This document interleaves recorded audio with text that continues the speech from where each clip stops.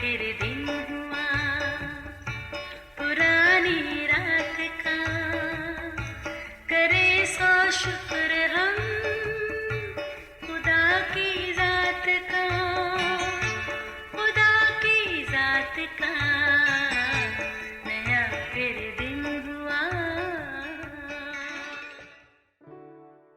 आज की आयत।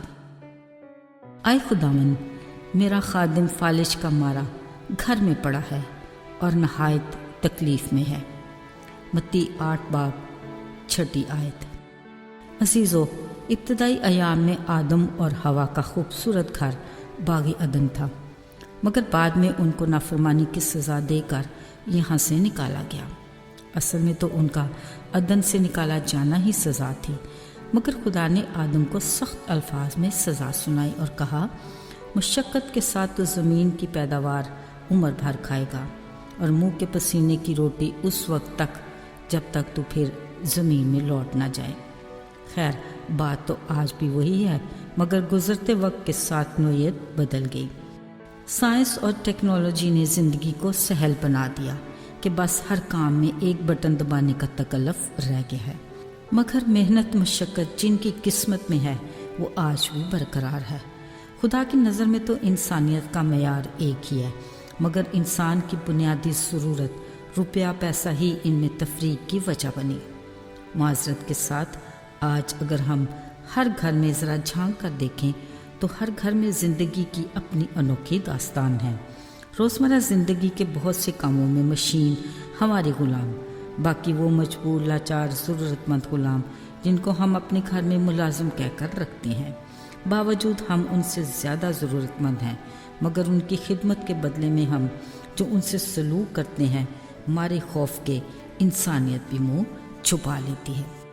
अजीज़ों, रुपए पैसे का सुरूर इंसान को हवाओं में ऊपर उठाए उनके कद को तो वक्ती तौर पर बढ़ाए रखता है, मगर जब गरूर को नीचे पटका जाता है तो मत पूछिए क्या हालत होती है। गर्ज क्या क्या किस्से हैं हम इंसानों के। उधर यीशु को देख लीजिए, अपनी ज़मीनी खिदमत में उनका हर तरह और हर तबके के इंसान से ताल्लुक़ वास्ता रहा, जिसको उन्होंने बड़े तरीके सलीके से निभाया। आज यीशु की मुलाकात फ़ौज के एक सूबेदार से हुई जो अपने फालिज ज़दा खादिम की शिफा की शफात करने आया था। यीशु ने कहा, मैं जाकर उसे शिफा दूंगा, मगर उसने नहायत मुअद्दबाना तरीके से कहा, ए उस्ताद, तू ज़ुबान ही से कह दे तो मेरा खादम शिफा पा जाएगा। यीशु उसके ईमान के इस मियार को देखकर बोले, मैंने इसराइल में ऐसा ईमान नहीं देखा। अगरचे वो खुद फ़ौज में एक आला बाइख्तियार ओहदे पर था, मगर यहाँ उसने यीशु की कुदरत, इलाही इख्तियार और अल्फाज की क़ुव्वत का एतराफ़ किया। यीशु ने सूबेदार का अपने खादम के लिए हमदर्दी और रहमदिली का जज्बा भी देखा। उन्होंने उससे कहा, जा, तेरा खादिम तेरे ईमान के मुताबिक शिफा पाए। अजीज़ों, कलाम में लिखा है कि उसने उसी घड़ी शिफा पाई। सूबेदार का रहमदिली और खुदा तरसी का अमली किरदार जो आज हमारे लिए बेहतरीन मिसाल है, और ख्वाब गफलत में सोए पड़े हम ईमानदारों की आंखें खोलने के लिए काफ़ी है। अजीज़ों, वो सूबेदार तो यीशु को जानता भी नहीं था, फिर भी अनजाने में इस ईमान के साथ अपनी मसरूफ़ ज़िंदगी से कुछ वक्त निकाल कर आया कि यीशु सिर्फ कह ही देगा तो मेरा खादम शिफा पा जाएगा। बिलाशुबा खुदा का कलाम मुकम्मल ज़ाब्ता-ए हयात है। हमारी ज़िंदगी का कोई भी पहलू ऐसा नहीं जहाँ कलाम खामोश है। ज़रा सोचिए, अगर हम सूबेदार की जगह होते तो हमारा अपने फालिज ज़दा खादम के साथ क्या रवैया होता, या अभी के दौर में हमारा अपने खिदमत गुज़ारों के साथ कैसा सलूक होता है।